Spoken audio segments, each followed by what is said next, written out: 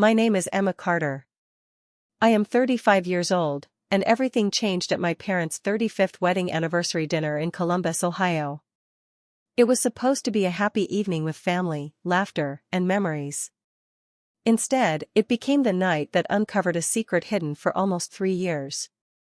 My grandmother, Eleanor Brooks, quietly placed her fork on the table, looked directly at me, smiled, and asked, "Emma, how do you like the house I bought for you?" I laughed because I thought she was joking. "What house?" I asked. "I still pay rent every month for my small apartment." The smile on my face disappeared when I noticed something strange. Nobody answered. My mother froze while holding a glass of water. My father suddenly looked away toward the window. My younger sister Sophie kept staring at her plate without saying a single word. The entire dining room became so quiet that I could hear the ticking clock on the wall.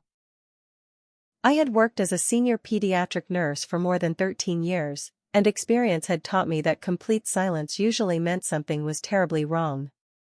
I could feel that everyone at the table already knew something that I didn't. My grandmother looked from one face to another before giving a small smile. She softly said she must have remembered the wrong story because old age sometimes plays tricks on people. Everyone laughed nervously and continued eating, but I noticed one important thing. Her hands were completely steady. There was no confusion in her eyes. She was not mistaken. She was testing someone. After dinner, my parents insisted that my father should drive Grandma back to her hotel, but she politely refused and asked me to take her instead. During the drive, neither of us spoke much. The silence felt heavy, as if both of us already knew that our lives were about to change forever. When we reached her hotel room, she closed the door, sat down slowly, and looked straight into my eyes. "Emma," she said calmly, "I am not confused. 3 years ago I transferred $190,000 to your mother so she could buy a house for you. Every penny was meant for you." For several seconds I could not breathe. I honestly thought I had misunderstood her words. She opened her handbag, removed several neatly organized documents, and placed them on the table. There was a copy of the bank transfer. There was the note she had written saying the money was for my first home. There were emails discussing the purchase. Everything clearly showed that the gift had always belonged to me. My grandmother explained that after selling the family farm outside Springfield, she wanted to help both grandchildren before it was too late. Sophie had already received expensive financial help over the years, so Grandma believed it was finally my turn. Because she could not travel after surgery, she trusted my mother to handle the entire process. She believed my parents would buy the house, give me the keys, and surprise me on my birthday. Weeks passed. Then months. She waited for my phone call, but it never came. Instead, she received flowers with a thank you card carrying my name. She smiled sadly while telling me, "I knew immediately that you had never written those words. You always call me yourself. You never hide your feelings." I felt cold all over. I had never sent those flowers. Someone had pretended to be me. My grandmother continued explaining that whenever she asked my mother about the house, she was told that I wanted to keep everything private because I didn't want Sophie to feel embarrassed after her divorce. Out of respect for me, Grandma stayed silent for nearly 3 years. Every question she wanted to ask was answered before she could finish speaking. Every doubt was pushed away with another excuse. Then she looked at me and quietly asked, "Emma, did you really never receive that house?" I slowly shook my head. She reached into her purse one more time and carefully pulled out a sealed envelope with my name written in her handwriting. "I mailed this with the house papers," she whispered. "It was supposed to be inside your new home." I stared at the unopened envelope. My hands began shaking as I realized someone had hidden even this letter from me. I opened it carefully. Inside was a simple handwritten message. "Dear Emma, this home is my gift so you will always have a safe place where nobody can take your peace away. Love always, Grandma." I read those words again and again until my vision became blurry with tears. That was the moment I understood this was never a misunderstanding. Someone had stolen much more than money. They had stolen trust, memories, and a future that was supposed to belong to me. Emma hardly slept that night. She kept reading her grandmother's letter again and again, hoping she had misunderstood something, but every word made the truth even clearer. Early the next morning she drove to the address Grandma mentioned. The house was in a quiet neighborhood on Maple Grove Road in Columbus. It was a beautiful three-bedroom brick home with a small garden and a white fence. Children's toys were scattered across the front yard.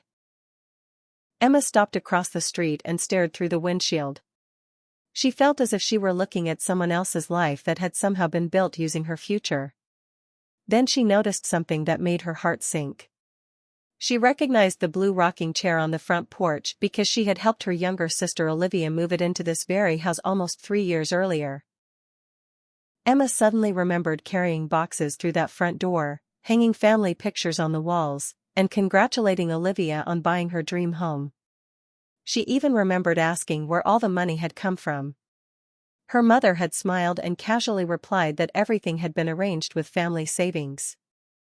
Emma had believed every word because she had never imagined that her own family would lie to her. She drove back to her apartment in complete silence. Later that everything had been arranged with family savings. Emma had believed every word because she had never imagined that her own family would lie to her. She drove back to her apartment in complete silence. Later that afternoon her mother called and invited her over for coffee, saying they needed to discuss Grandma because she seemed confused lately. Emma agreed without mentioning anything she had learned. She wanted answers before making accusations. As soon as she arrived, her mother began explaining that old age sometimes changes people's memories and that Grandma often mixed up stories from the past. Emma quietly listened without interrupting. Then she asked one simple question. Whose name is on the house deed?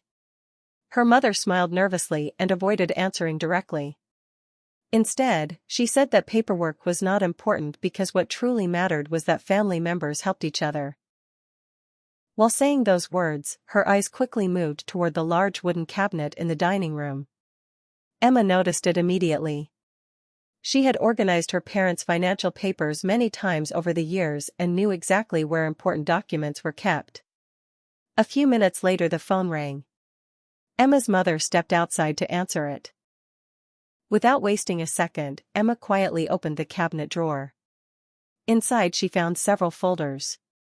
Beneath them was a plain envelope with no label. She carefully opened it. Her heart almost stopped. Inside were copies of the property purchase documents, the original bank transfer from Grandma, and a handwritten note clearly stating that the money was for Emma's first home. At the bottom of the envelope she found another sealed letter with her own name written on it in Grandma's handwriting. It had never been opened. Emma quickly used her phone to photograph every document before placing everything back exactly as she had found it. The only thing she kept was the unopened letter because it belonged to her. Sitting alone inside her car a few minutes later, she opened the envelope with trembling hands.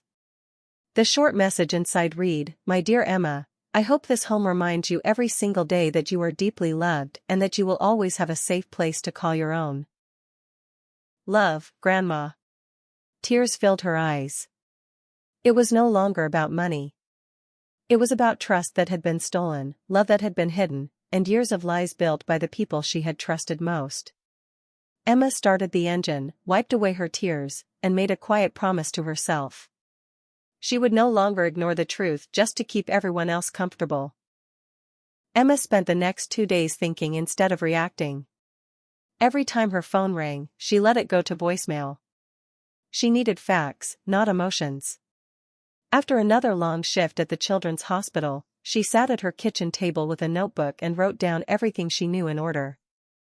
The date Grandma sold the family farm. The amount of money that had been transferred. The address of the house. The unopened letter. The copies of the property papers. The fake thank you card someone had sent in her name. When she finished, the timeline told only one story. This had never been a misunderstanding. It had been a carefully planned deception. The following afternoon Grandma called and asked Emma to meet her at the office of a local solicitor named Margaret Collins. Emma agreed.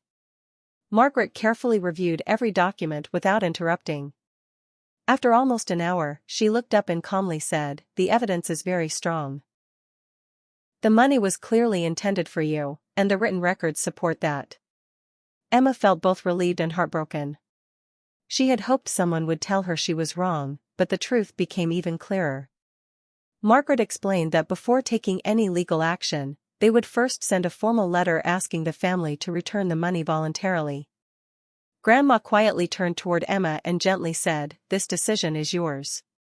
It was always your gift, and nobody should choose for you." Emma appreciated those words because they were something she had rarely heard growing up. For the first time, someone trusted her to decide her own future. That evening her father unexpectedly visited her apartment. He looked exhausted and older than she remembered. After sitting down, he spoke softly. He admitted that he had known where the money came from but claimed he had simply followed Emma's mother's decision because he believed it would protect the family from falling apart. Then he asked Emma to forget everything and move on. He promised that somehow they would repay her little by little over the years. Emma listened quietly before asking one question. "Dad, if Grandma had never asked about the house that night, would anyone have ever told me the truth?" He lowered his head and remained silent. That silence answered everything. The next day her younger sister Olivia came to visit. She looked nervous from the moment she walked through the door. She admitted that she had known Grandma had helped with the house, but she believed their mother when she said the gift had been shared between both daughters. Olivia confessed that she had never asked too many questions because she was afraid of hearing an answer she didn't want to face. Tears filled her eyes as she apologized for staying silent. Emma could see genuine regret in her sister's face, but the pain inside her did not disappear. Before leaving, Olivia quietly asked, "Can we ever be sisters again?" Emma looked at her for a long moment before replying, "That depends on whether we choose honesty from today forward." After the door closed, Emma stood alone in her apartment. She looked around the small rented home she had worked so hard to afford.